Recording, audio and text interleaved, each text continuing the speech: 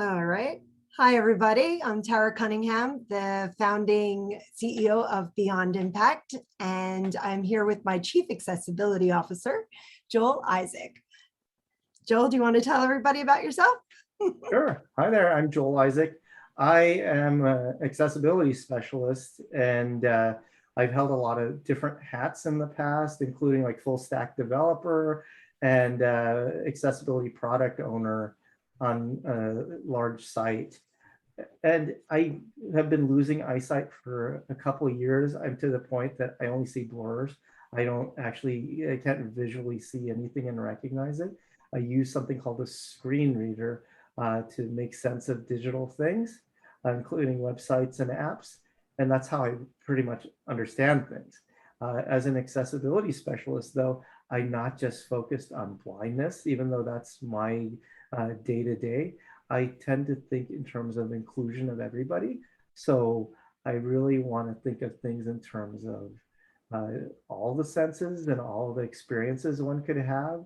I think of things in terms of like, how is this website perceived? What are you trying to say? What are you trying to communicate? How do you communicate that to people on all levels? If I can't see, how do you communicate it to me so that I understand what you're trying to say?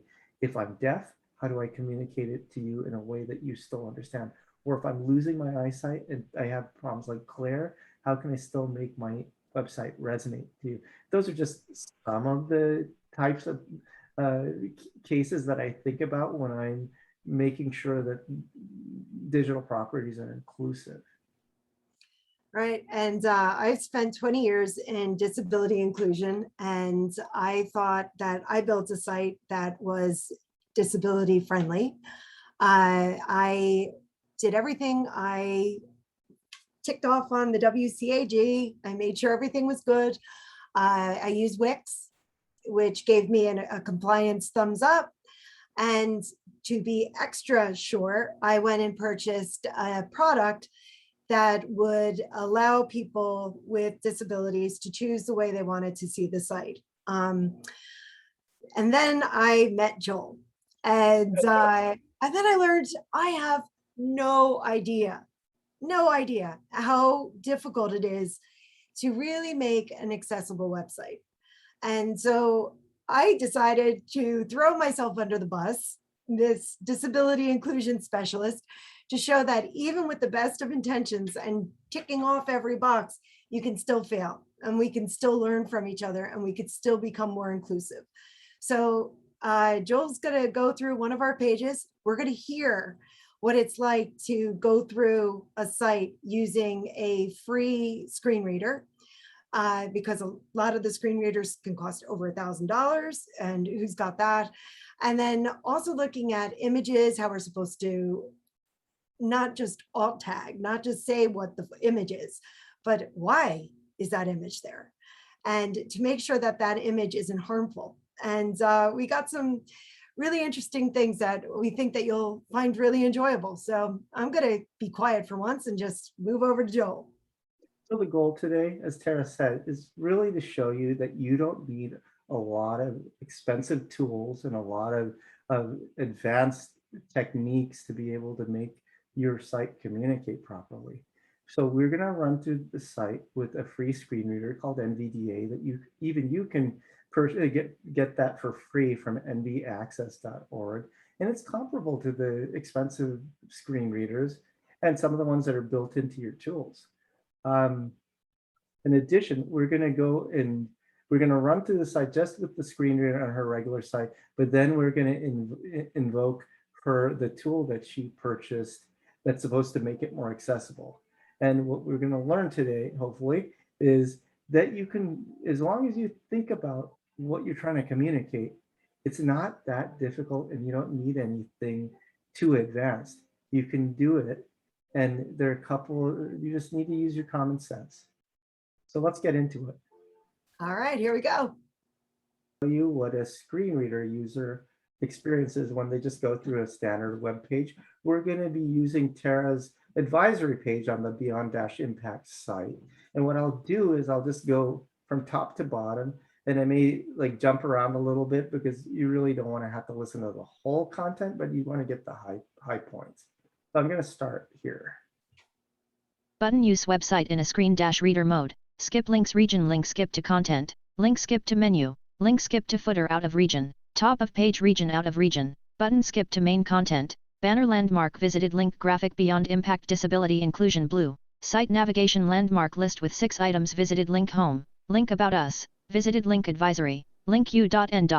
Sustainable development goals, link research, link contact out of list, main landmark clickable heading level 1 advisory, graphic happy comma, diverse comma, millennial work team with wheelchair user in the front, heading level 2 true diversity and inclusion. Diversity and inclusion has never been so front and center of every business decision. From the number Me Too movement to the murder of George Floyd, comma, the whole community is questioning the preconceived notions about comma and subconscious bias against comma. Yeah, about karma. So you get a sense that like we hear everything that's written there, and then the images are described. So Right. what you may just pass over with your eyes, it becomes glaringly clear when you have to listen to this, and things like content and meaning become really important if you're not seeing the screen. And there are parallels to other disabilities and just other experiences people have day to day.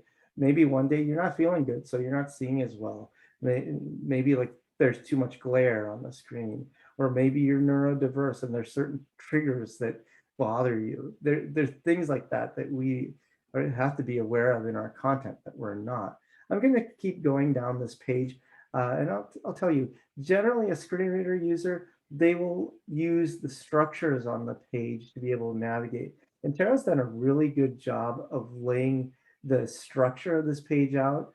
Like you have the top where there's a header, and there it gives you some options to be able to jump to different places on the screen. That's really there if you are a keyboard only user, say somebody who can't use a mouse because you have mobility problems with your hands and it hurts to hold onto a mouse and move it. Being able to use the keyboard can be a real advantage. So you need these things like skip links to be able to jump up and down through the page to the important pieces. Screen reader users, they use, a lot of times they'll go to the main content and navigate by headings, because headings are supposed to give you a summary of the main ideas on the page, and they're hierarchical. So you have like a heading level 1, which is supposed to be the main topic, and then it goes down in number, and you can discern like relationships between the content that way. For instance, like a heading level 2 is related to heading level 1, and a heading level 3 may be specific to that specific heading level 2. So then you can organize the content that's on the page without having to look at it. So it gives you a really strong understanding of what the site is about and what the site is trying to tell you that's important. And that just takes for granted that the headings are concise and they tell you everything, and the other structures also support that. So let me just run through the Can I just here. jump in real quick, Joel? Sure, Tara. So there's a couple things that you're saying there that's really helpful to a marketing person or a person who's a small, medium enterprise that's trying to build their business. You're describing what we learn in school by build an outline, write the key pieces that are important, make sure that it follows a very logical path, and that the information that is underneath those headings are adding to the user's experience. It's not there just to be there. Exactly. And that's hard. So never mind putting things together appropriately, but making sure that your content is reading in a way that actually makes sense and is building upon each other is a huge thing that you need to be able to do, which helps people with multiple disabilities, but it helps Joe Soap, who's super busy trying to figure out what are they going to do? How is this going to help? If you have to dig for it, they're going to go somewhere else. So by making your site accessible in these terms, will also make it more acceptable. It'll help you with your thought process on how you're going to build this out. Joel, if you don't mind, I don't know if you can scroll down the screen because I'm not seeing the full image, but Woman the sitting by alt her tab. computer in a TRA graphic. Okay, so we'll use this image. This is with our financial advisory piece. So I wanted to show that my purpose of showing this image is that disability is sometimes hidden, and other times it's very physical. You can physically see it. So I have a wheelchair user on the top, and I have a picture of a Black woman using her screen, just typing away. She could have a disability. And that I wanted people to, when they see the site, to go, she doesn't have a disability. She could have a disability. And the person sitting at the desk next to you may have a disability, but because of stigma, they're not letting people know. So that's what I was trying to achieve with that picture. So instead of Black woman at computer desk, even that doesn't tell you, give you a meaning of what that image means. Nothing. It doesn't say anything about what I'm trying to say, which is this person may have a disability. And it goes way past the fact that she is a Black woman in a financial situation, which is rare to begin with. But she could have a hidden disability. And that's how I should have described the image. Yeah. That's the thing. We all get caught up into our, like, the way we perceive things, like the sensory parts. And if I'm trying to make something for somebody else, I'm thinking about their sensory experience. But we need to, it's not rocket science. We really need to think of this whole thing as like maybe like an essay. What is it? What does it mean? What does that image mean? How does it reinforce your content so that it tells me exactly what I need to know? And Tara, I don't fault you for that alt text. You're looking at it, and you're looking at it in the context of the other content on the page, and you are describing the subtleties of what that image means to you.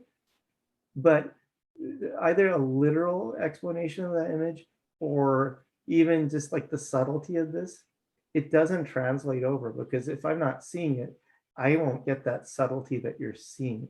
So you have to be really concise about what you're trying to say. As Tara mentioned before, it actually will make your site better, and it just doesn't benefit the people who use those alternative descriptions. It helps everybody. That's where inclusive design becomes a huge advantage when you start to use those ideas, because then everybody benefits, and then it makes your site available to a lot more people. Tara, what do you want me to look at next? You want to look at more images, or should we look at more of the structure? I think we've killed the images. You want to go down to the structure. There was a couple of things when I did this with Joel to begin with that blew my mind. For example, bullet points. And then there's a fun one, how FAQ, I don't have that on my site, but you might want to do F.A.Q. because it comes off. Put frequently asked questions. Just think about the potential curse word that could come out, which is what comes out when you're using a screen reader when you don't have the dots. So the U.N. Sustainable Development Goals, when I first did this with Joel, it was unsustainable development goals. So it creates a real problem for people that are blind. What's an unsustainable development goal, right? It's the opposite. And even for people with neurodiversity, we don't know all the acronyms. Sometimes it's a best practice to spell these things out. It may take a little more space on your screen, but it's a communication that everybody understands now. Because I don't know what that thing is, and I'll have to sit there and think about it. And then other people who aren't blind may still have that same experience, and you lose people quickly that way. So there's that assumption. So in building my site, and I think that I can generalize this against pretty much everybody, you're assuming that people have the same knowledge as you. You try to make it down into layman's terms. You're doing your best, but because this is your world, you mess up. So with the U.N., although that's better than unsustainable development goals. Yeah. United Nations should be written out. And like you said, it's really long and it takes up so then you're dealing with like the visuals. So how do you make that look sexy? And that's up to a person who knows how to make websites sexy. I'm using Wix. So I don't think I can make that sexy, but clearly I need to, because what I'm trying to do is reach out to people with disabilities and let them know that they need to fight for financial inclusion. And it is a United Nations human right to be a part of society through financial inclusion. And 60% of people with disabilities are considered low moderate income, which means they are in poverty. And 40% do not have access to credit or a bank account. And that's horrendous. So I should put United Nations on there to let everybody know that not allowing, or by subconsciously not thinking that people with disabilities should have financial inclusion, this is a UN right, a United Nations right. So again, by being more clear about these things, you become more, or at least I'm becoming more clear about what my message is and what I'm trying to emit. Let's go deeper into what Tara's talking about and look at these headings, because they're supposed to be the summary of the content that's coming afterwards. Advisory heading level 1. So advisory, that's the page. Let's go to the Diversity next and one. inclusion heading level 2. True diversity and inclusion. I don't know what to expect there, but I would expect that Diversity and I might inclusion has expect- never been so front and center of every business decision. From So that gives me a better sense of what that is now that I start reading it. That heading makes sense because it's really explaining true diversity and inclusion. Let me go to the next heading. Financial services heading level 2.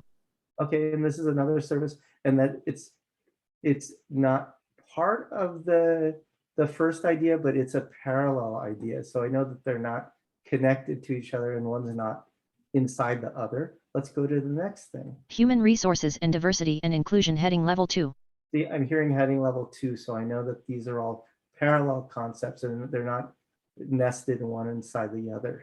www.beyond-impact.com/47-1265250. I don't know what that is. That's my banner, confusing. the footer. That's your footer. Oh, okay. Footer. And I Graphic don't know begin. why it keeps coming up as a Heading header. level 5 visited. It's saying it's a heading level 5. So it's you've done a good job of structuring the page, but at some level it's made that a footer, but then it's also made it a heading level 5. As you probably heard before, we had heading level 1 and a whole bunch of heading level 2. So we know that they're all parallel ideas. And then now we have heading level 5. So now I get confused. And it's like the information there doesn't tell me anything immediately that I understand I can do anything with. So it's interesting, but we need to have like a good hierarchy there.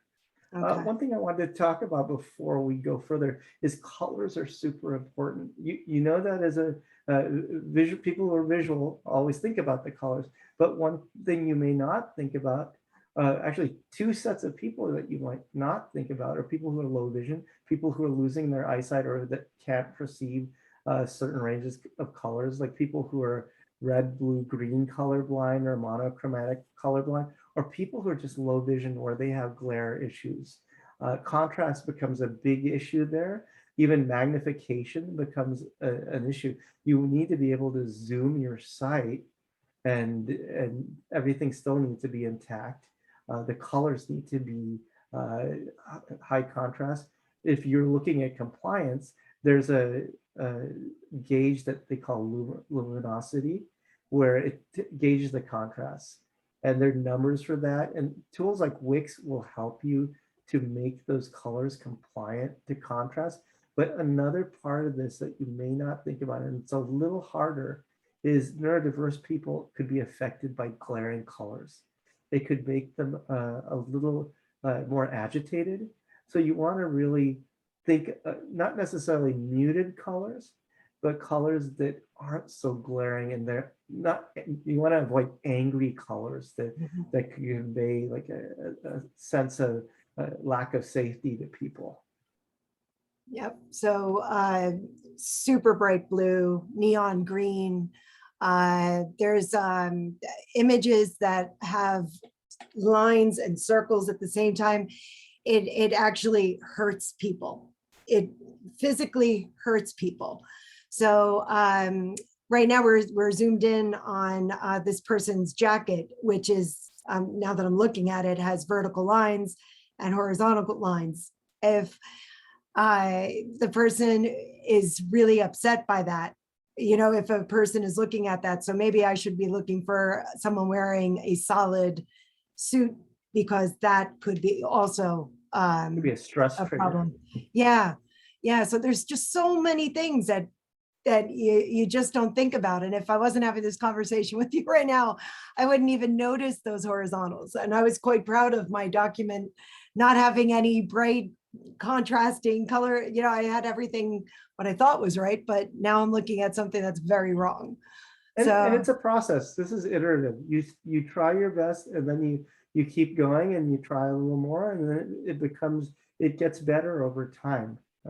So it's a moving target. So it's nothing to be stressed about, but you're making things better. And the more people you can help with the communicating on the site, think of how that impact for everybody. yeah. So another thing I just wanted to talk about is, we talk about Zoom. You should be able to zoom your page to 200%, maybe more. There's also something called responsive design. That's on a lot of sites these days. They want to convey the same message on smaller screens like mobile and tablet. So what happens if you zoom too much, the whole layout of the page could change. You really need to consider how smaller screens can how you communicate on smaller screens too. The whole idea is you want to keep your message intact, and maybe just move things down the page, let it flow down the page so that it's like vertically scrolling, and then you can get the same information. You don't want to be able to scroll in two directions, because again, like what we mentioned with the colors and the patterns and like the images, and so just maybe styles and lines on the page, this, if you're having to scroll horizontal and vertical, that becomes stressful, and I may miss a lot of information that way. Not as bad for a screen reader user per se, but if you leave things out, it becomes a problem. And if you're seeing, and say you're low vision and you're only seeing a small part of the screen at one time, you can lose a ton. So it's important to keep both of those ideas in check. So I want to go through the tool that Tara bought to make the site more accessible. It's called Accessibility. And I don't want to focus on Accessibility per se. There are a lot of tools like this. And both Tara and I just want to assume that Accessibility has their heart in the right place. But does it really do what it says it's going to do? And do any of these tools that are supposed to automatically make you legally compliant really give you what they're promising? So I want Right. to go back So to the I top just of want the to, site. yeah, go I ahead, just Tara. want to clarify. I was hoping that this would give another level of comfort to any user that came to my site. We did this on my husband's business website as well. We thought that by doing this, it would allow every user to be able to do whatever they needed to make my site more easier to use, full stop. I already knew I was WCAG accepted because of the way Wix went through the accessibility, and I ticked all the boxes. I knew I was legally okay, but I thought that this was something that would make my users more comfortable. And so Joel, if you want to go through on how it's not so comfortable. Button use website in a So button use website in yeah, a screen dash read. automated. I know that everybody wants to do things automated, so they check the box and then it's done. But it's not realistic, and it's not the reality. Even after you run automated checks and it tells you that it's good, it's probably only checked 30 to 50% of the potential issues. That really is why you need an expert. or you need to know what you're looking for as a single business owner or somebody who's running a small company, or you have a small product. So the accessibility tool is a suite of different tools that you can use. In this case, it's telling me that if I want to use a screen reader, which I'm already using, so I don't need that. But a lot of these tools are free, and if you really wanted to use them, you can embed them on your site without having to pay anything, because a lot of these sites that they're coordinating for you in one place, they're all free. So maybe you're paying just to get the suite of all the tools together, but you don't necessarily need to do that. But let me stop waxing philosophically and let's turn on accessibility. Skip links region out of region button use website.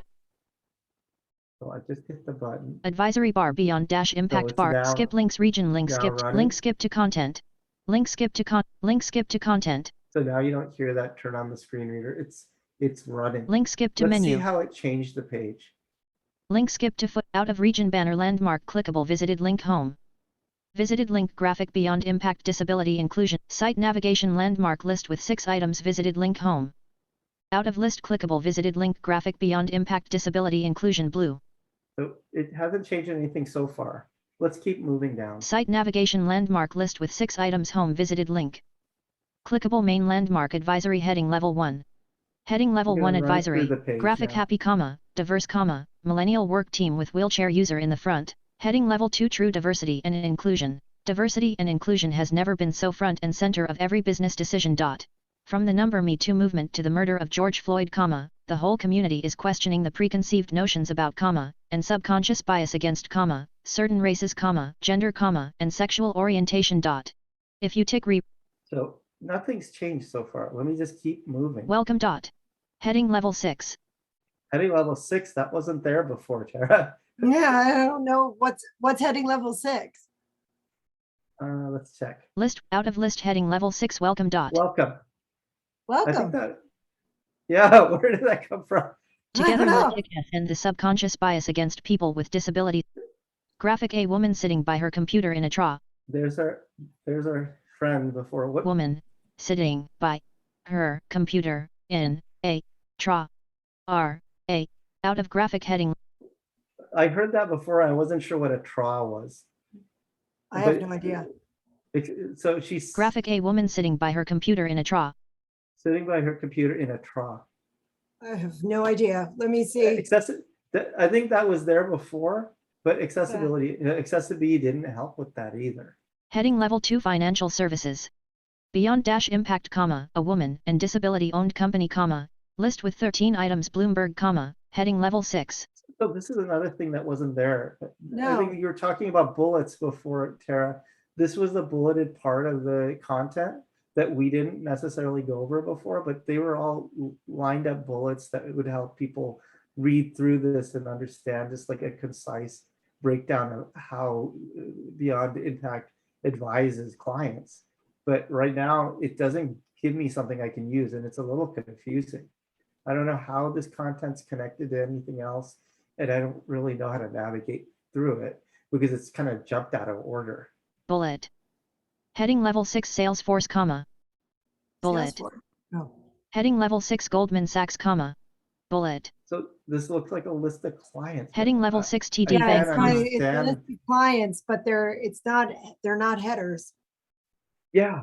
They're in bolds, and they have so I'm on my Wix right now. It's calling it paragraph 2. It's definitely not a header. So we all are really excited about AI and machine learning, and I don't know about you guys, but I use those terms anytime I want to sound smart in a group.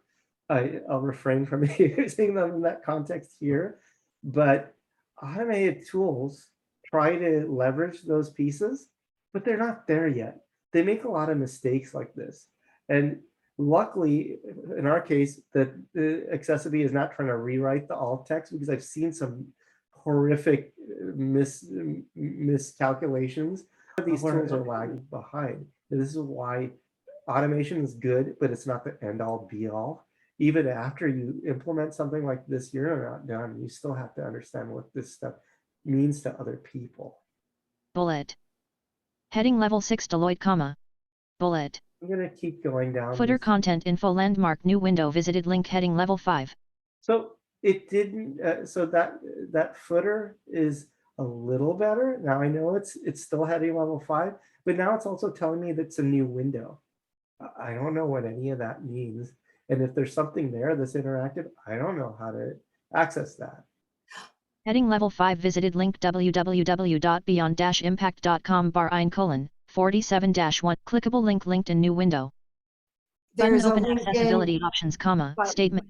So that's again the accessibility toolbar at the bottom of the page where you can choose different options and different like say low contrast modes or screen reader modes. But when I'm looking at this, I'm not entirely sure if Tara was well served by this tool, because it seems like she had something that she could work with and improve before. And now I don't know how you fix this, because how's the tool going to interpret this and change my page? So I mean, that's really the message here. You have to gauge whether these tools are actually helping. It's easy to buy something, but there's a lot of salesmanship in the United States. And sometimes people are selling you stuff that not necessarily fits your needs.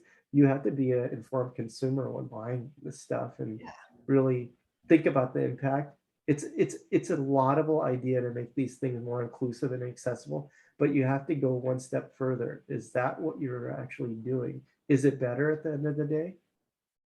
You have to decide. So it's like anything else in the world, Joel. If it's worth doing, it's going to be hard. There is not a simple solution. So what we've learned today, very briefly, is we need to put things in our websites that are hierarchical. We need to make sure they waterfall, that the images are explained to actually enhance the text that you're using, so that anybody who's using this, whether they're blind or cognitively disabled or just somebody who's in a rush, which is 99.9% of us, that they're able to figure out what you're doing, how you're doing it, and what you're, that's it. Take away all the other nonsense that is not really required. But in order to do this correctly, you really need to work hard to make sure that what you're saying is how you want it to be understood. And I think we forget about that. It's basic marketing 101 that we all forget, because we're in the, we're all trying to get through life. But if we want to get through life with other people with us, to have them be able to enjoy everything that we're able to use. If we want to truly be inclusive, we have to put in the extra work. It's just that simple. And it's not rocket science. A lot of these things that we've talked about today are pretty obvious. And if you're thinking about it, that consideration makes everything better. I don't know if it's that much work, but it's definitely work that we need to put in if it's something important. This is important. So absolutely, let's do the work. Yeah, so that's why I wanted to use my site, because I'm supposed to be somebody who understands disability. I've spent 20 years in disability, and I'm still learning on a daily basis on what I need to do to be more inclusive. And yep, and there's no miracle AI solution. There's just a lot of hard work. And and thank goodness there's people like Joel that we can go to fix things up. So hopefully by the time this video is being watched and everything, my site is actually more inclusive. I'm very open to hearing other people's opinions on what's in the site and what we're talking about. I'm happy to throw myself under the bus, because if I don't, no one else will. And we need to do better as society to be more inclusive of everybody. So Joel, thank you so much for your time on this. This has been awesome. So I hope you guys learned something from our little dialogue here. And if you want to contact us, you can contact Tara through the beyond-impact.com website, or you can reach me through novellis.llc or through LinkedIn. Again, Tara is Tara Cunningham, and I'm Joel Isaac. All right. Thank you Thanks so much, Take everyone. care. Be safe. Bye now.